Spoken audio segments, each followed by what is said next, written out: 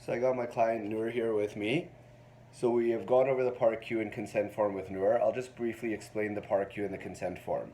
The PAR-Q form basically determines the physical activity readiness of a potential client.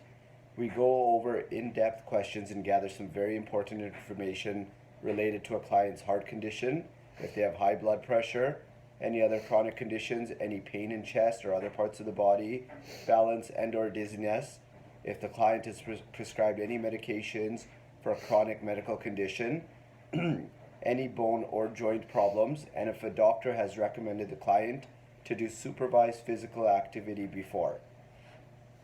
We hope that the client answers no to all these questions, so they are cleared for physical activity. But if they do answer yes to any of these questions, we ask we ask some further questions to gather more information, which is in section 2 of the PAR-Q. If the client answers no to all these, then they are ready to become more physically active. However, if they answer yes to one or more of the questions in section 2, then it is recommended that they seek further information from a licensed healthcare professional before becoming more physically active. Section 3 of the PAR-Q is a declaration which has the client sign and date the acceptance that they have read and understood the PAR-Q.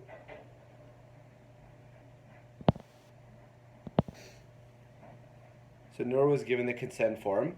Basically, the consent form is a form given to the client in which it explains that the trainer will undergo an assessment or assessments of physical activity, fitness tests, sedentary behavior, lifestyle, and fitness.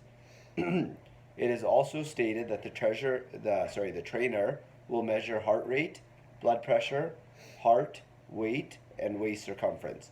Based on the results, the trainer will use it to give some advice of physical activity and other information based on the gathering of the information from this form. The client is to read this form and sign saying they understand the form and give authorization for the trainer to go through with it.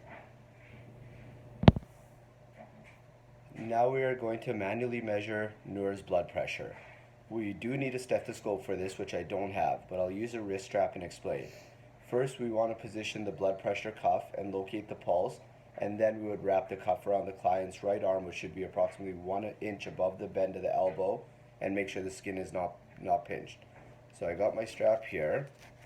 I'm going to find her pulse here, so I can feel it. So what I want to do, I want to put this up here, so above, you can see the bend of the elbows right there. We're going 1 inch above. There's no pinching of the skin here.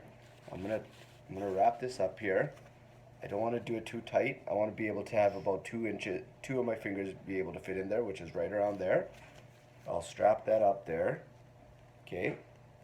And then basically now, if we were to do it manually, I would now want to slide the head of the stethoscope under the cuff. Now again, I don't have that here, so I'm just going to verbally explain it. But we would then position the gauge so we can see it. So the gauge would be right here, which would be visible to us here. We then would inflate the cuff. I'd have a puff, so I'd inflate it until the gauge reads 30 to 40 mmHg above normal blood pressure.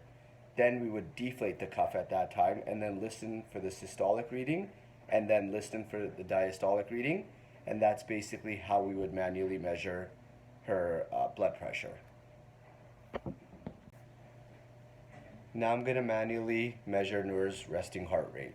So we're using her right arm, which we have here. I'm going to look for her radial artery. I'm going to use my 2 fingers, not my thumb, to locate it. Let's see when I find it.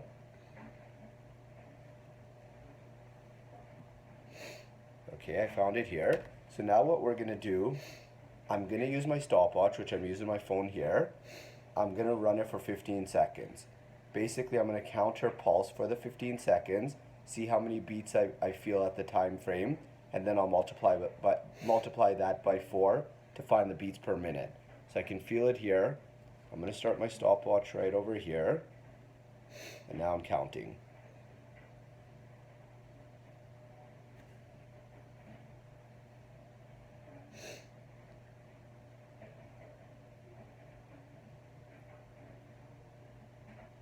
Okay, stop. And that's 15 seconds. I've calculated her heart rate there in the 15 seconds. I've measured the beats there. I'm going to multiply that by 4, and that gives me her beats per minute. and that's how you manually measure the resting heart rate.